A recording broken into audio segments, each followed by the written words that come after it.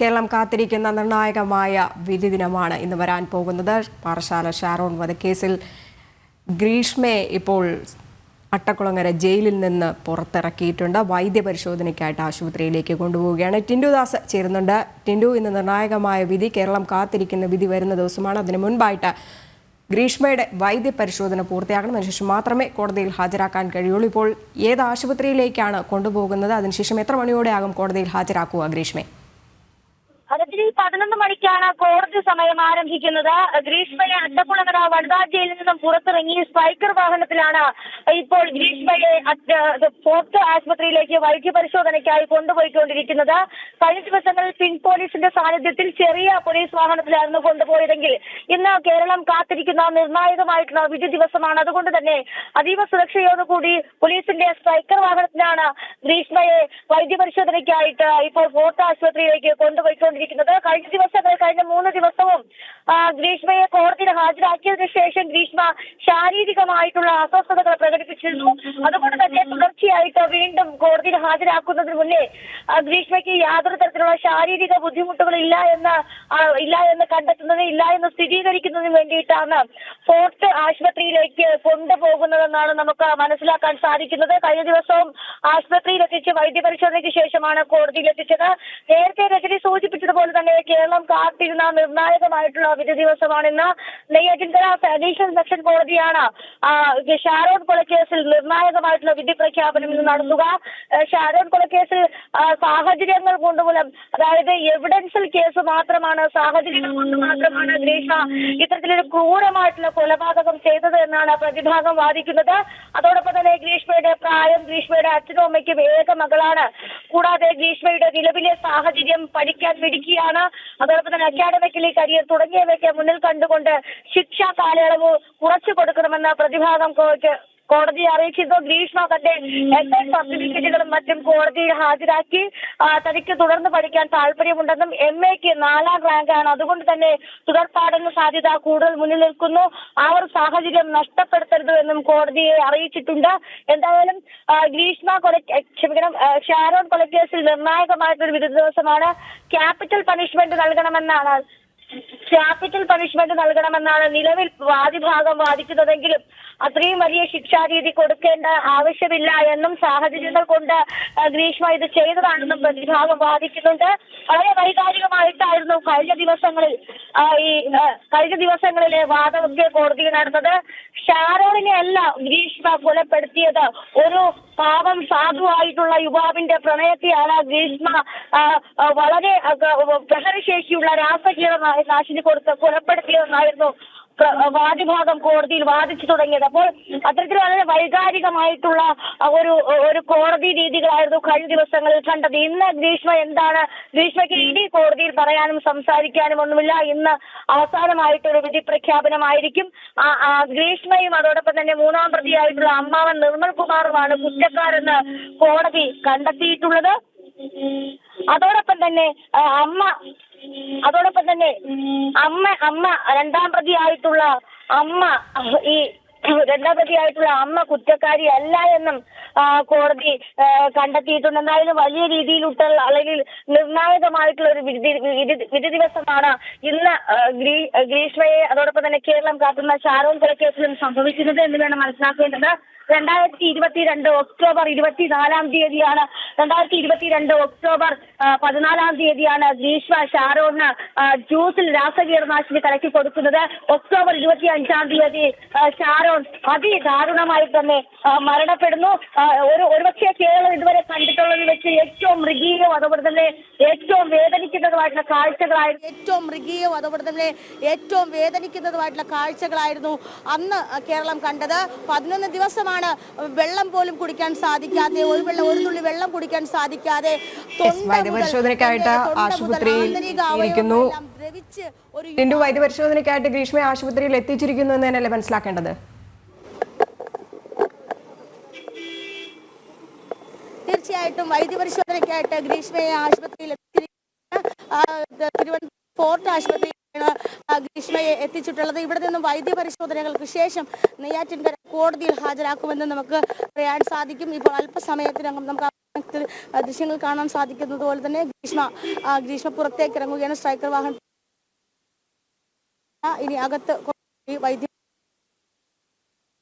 പരിശോധന ശേഷം നിർണായകമായിട്ടുള്ള വിധി പ്രഖ്യാപനം, കേരളം കാത്തിരുന്ന ഒരു വിധി പ്രഖ്യാപനം ഇന്ന് ഉണ്ടാകുമെന്ന് നമുക്ക് മനസ്സിലാക്കാം. കാരണം ഇനി ഇതിൽ വാദങ്ങളും പ്രതിവാദങ്ങളും ഒന്നുമില്ല. ഇനി അവസാനമായിട്ടൊരു വിധി പ്രഖ്യാപനം മാത്രമാണ്. നെയ്യാറ്റിൻകര അഡീഷണൽ സെഷൻ കോടതി ഇക്കേസിൽ വിധി പ്രഖ്യാപനം നടത്തുന്നത് നമുക്ക് മനസ്സിലാക്കാൻ സാധിക്കുന്നു. ഏതാണ്ട് അരമണിക്കൂറോളം സമയം നമുക്ക് ആശുപത്രി ചെലവഴിക്കുമെന്നാണ് മനസ്സിലാക്കാൻ സാധിക്കുന്നത്. കഴിഞ്ഞ ദിവസം ഏതാണ്ട് അരമണിക്കൂറോളം സമയം പ്രാഥമികമായിട്ടുള്ള വൈദ്യപരിശോധനകൾ നടത്തിയിരുന്നു. ഈ വൈദ്യപരിശോധനകൾക്ക് ശേഷമാണ് ഇവരെ ഗ്രീഷ്മയെ നെയ്യാറ്റിൻകര കോടതിയിലേക്ക് വിട്ടത്.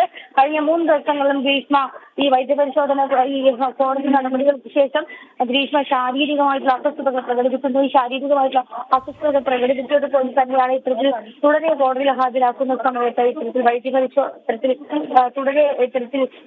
ഈ കോടതിയിൽ ഹാജരാക്കുന്നതിൽ എന്നിവ തന്നെ വൈദ്യപരിശോധനകൾ നടത്തേണ്ടി വരുന്നത്. എന്തായാലും കഴിഞ്ഞ ദിവസങ്ങളിലും ഇന്നും യാതൊരു തരത്തിലുള്ള ബുദ്ധിമുട്ടുകളൊന്നും ഗ്രീഷ്മ പ്രകടിപ്പിച്ചിട്ടില്ല. അതുകൊണ്ട് തന്നെ ആരോഗ്യവതിയായിരുന്നു. ഇന്നും അത്തരത്തിലുള്ള ഇന്നും അത്തരത്തിൽ തന്നെയാണ് പ്രതീക്ഷിക്കുന്നത്. എന്തായാലും 11 മണിയോട് കൂടിയാണ് കോടതി സമയം ഗ്രീഷ്മയെ ഇത്തരത്തിൽ ഈ നെയ്യാറ്റിൻകര കോടതിയിൽ എത്തിച്ചും അവിടെ നിന്ന് അതിന് നിർണായകമായിട്ടുള്ള ദിവസം ഇന്ന് യാതൊരു തരത്തിലുള്ള വാദപ്രതിവാദങ്ങളും തന്നെ ഒന്നും ഉണ്ടായിരിക്കില്ല. ഒന്നും വിധി പ്രഖ്യാപനം മാത്രമാണ്. AM ബഷീർ ജഡ്ജി കൂടിയായിട്ടുള്ള AM ബഷീറാണ് ഈ കേസിൽ നിർണായകമായിട്ടുള്ള വിധി പ്രഖ്യാപനം നടത്തുന്നത്. അപ്പോൾ എന്തായാലും ഇപ്പോൾ തിരുവനന്തപുരം ഫോർട്ട് ആശുപത്രിയിൽ ഗ്രീഷ്മയെ എത്തിച്ചിട്ടുണ്ട്. വൈദ്യപരിശോധന ആശുപത്രിക്കകത്ത് വൈദ്യപരിശോധന പുരോഗമിക്കുകയാണ്. രജനി, കേരളം ഇതുവരെ കണ്ടിട്ടില്ലാത്ത രീതിയിലുള്ള ഒരു കൊലപാതകം. കഴിഞ്ഞ ദിവസം കോടതി പറഞ്ഞ ഒരു കാര്യമുണ്ട്, പ്രളയം എന്ന സങ്കല്പത്തെ കൂടെയാണ് കൊലപ്പെടുത്തിയത്. പ്രോസിക്യൂഷൻ പറഞ്ഞിട്ടുണ്ടായിരുന്നത് പ്രേമം നടിച്ച് വിശ്വാസം ആർജിച്ച ശേഷം കഷായത്തിൽ മാരക വിഷമായ കളനാശിനി കലർത്തിക്കൊടുത്ത് കൊലപ്പെടുത്തിയ ഒരു പൈശാചികമായ ക്രൂരകൃത്യം. ആ ക്രൂരകൃത്യം നടത്തിയ ഗ്രീഷ്മ ഇന്നിപ്പോൾ വൈദ്യപരിശോധനയ്ക്ക് എത്തിയപ്പോൾ പോലും യാതൊരു മുഖഭാവവും കാണുന്നില്ല. തീർച്ചയായിട്ടും രജനി, ഈ കേസിൽ ഗ്രീഷ്മയെ സംബന്ധിച്ചിടത്തോളം യാതൊരു തരത്തിലുള്ള കുറ്റബോധമില്ല എന്ന് കഴിഞ്ഞ 2 വർഷമായിട്ട് തന്നെ നമ്മളുടെ മനസ്സിലാക്കിയത്. പല ഘട്ടങ്ങളിൽ ഈ കേസുമായി ബന്ധപ്പെട്ട പല ഘട്ടങ്ങളിൽ ഈ കേസിന്റെ വാർത്തകൾ നൽകുമ്പോഴും അല്ലെങ്കിൽ അവർക്ക് കഴിഞ്ഞ 3 ദിവസമായിട്ട് കോടതിയിൽ വാദങ്ങൾ കേൾക്കുമ്പോൾ അവരുടെ ഭാഗത്ത് നിന്ന് യാതൊരു തരത്തിലുള്ള കുറ്റബോധവും ഈ കേസിൽ ഉണ്ടായിട്ടില്ല. പല ഘട്ടങ്ങളിലായിട്ട് ഷാരോണിനെ ഒഴിവാക്കാനായിട്ട് ഗ്രീഷ്മ ശ്രമിച്ചിട്ടുണ്ടായിരുന്നു.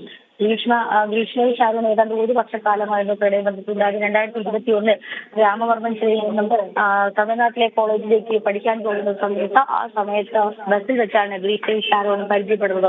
1 വർഷത്തെ പ്രണയബന്ധം. ഈ പ്രണയബന്ധത്തിൽ തുടരാൻ ഗ്രീഷ്മയ്ക്ക് ഒട്ടും താല്പര്യമില്ലായിരുന്നു. ആദ്യത്തെ ഭർത്താവ് ഭരിച്ചു പോകുമെന്നും തന്റെ ജാതക പ്രകാരം ആദ്യ ഭർത്താവുമായിട്ട് ജീവിക്കാൻ സാധിക്കില്ല എന്ന് ഷാരോണിനെ അറിയിച്ചു. എന്നിട്ടും ഷാരോൺ തിരിഞ്ഞു പോയില്ല.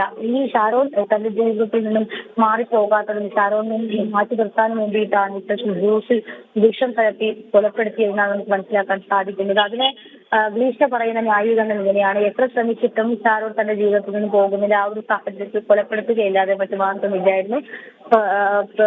ആദ്യത്തെ ഭർത്താവ് മരിച്ചു പോകുമെന്നൊരു വാദം മുന്നോട്ട് വെച്ചിട്ടും ഷാരോൺ അത് ചെയ്തിട്ടുണ്ടല്ലോ. പിന്നീട് പറയുന്നത് ഷാരോൺ തന്റെ നഗ്ന ദൃശ്യങ്ങൾ പകർത്തി സൂക്ഷിച്ചു എന്നും പറയുന്നുണ്ട്. പക്ഷെ അതിനുള്ള തെളിവുകളൊന്നും ഇതുവരെ കണ്ടെടുക്കാനായിട്ട് സാധിച്ചിട്ടില്ല. അങ്ങനെയാണ് അമ്മാവനുമായിട്ട് ഈ വിഷയം സംസാരിക്കുന്നതും അമ്മാവനുമായിട്ട് ചർച്ച ചെയ്ത ഒരു തീരുമാനത്തിലേക്ക് എത്തുന്നതും പാരാക്ലോറൈഡ് എന്ന അതീവ മാരകശേഷിയുള്ള ഒരു രാസകീടനാശിനി ജ്യൂസിൽ കലർത്തി ഷാരോണിനെ കൊണ്ട് കുടിപ്പിക്കുന്നു.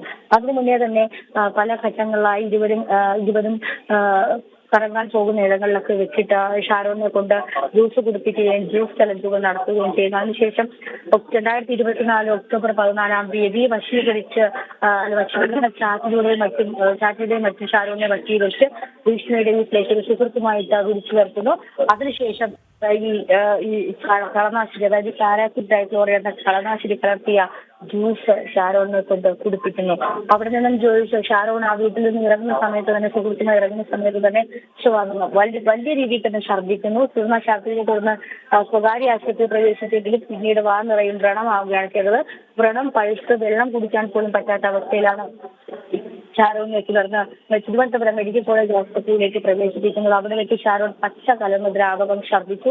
തുടർന്നാണ് അവിടുത്തെ പത്തോളജി വിഭാഗത്തിലേക്ക് വിവിധ സാമ്പിളുകൾ പരിശോധനയ്ക്ക് അയക്കുന്നത്. തുടർന്ന് ഷാരോണിന്റെ വാ മുതൽ ആന്തരിക അവയവങ്ങളെല്ലാം ദ്രവിച്ചു പോകുന്നതായിട്ടും അതോടൊപ്പം തന്നെ വ്രണമായി പഴുത്ത് ദ്രവിച്ചു പോകുന്നതായിട്ടും കണ്ടെത്തി. ഈ പത്തോളജി വിഭാഗത്തിന് നിർണായകമായിട്ടുള്ള കണ്ടെത്തലാണ് ആദ്യം സൾഫർ ഡൈ ഓക്സൈഡ് ആണെന്ന് ഒരു സംശയം ഉണ്ടായിരുന്നെങ്കിലും പിന്നീട് പത്തോളജി വിഭാഗം മേധാവി രണ്ടാമതും ഈ സാമ്പിൾ പരിശോധനയ്ക്ക് അയക്കുന്നു.